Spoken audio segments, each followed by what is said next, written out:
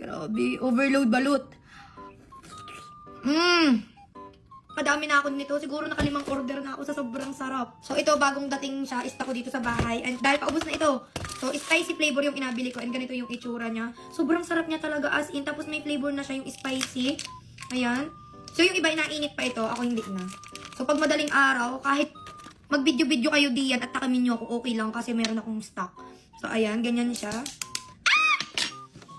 Ang sarap nito as in. Sarap. OA ha. Promise, ang sarap niya talaga.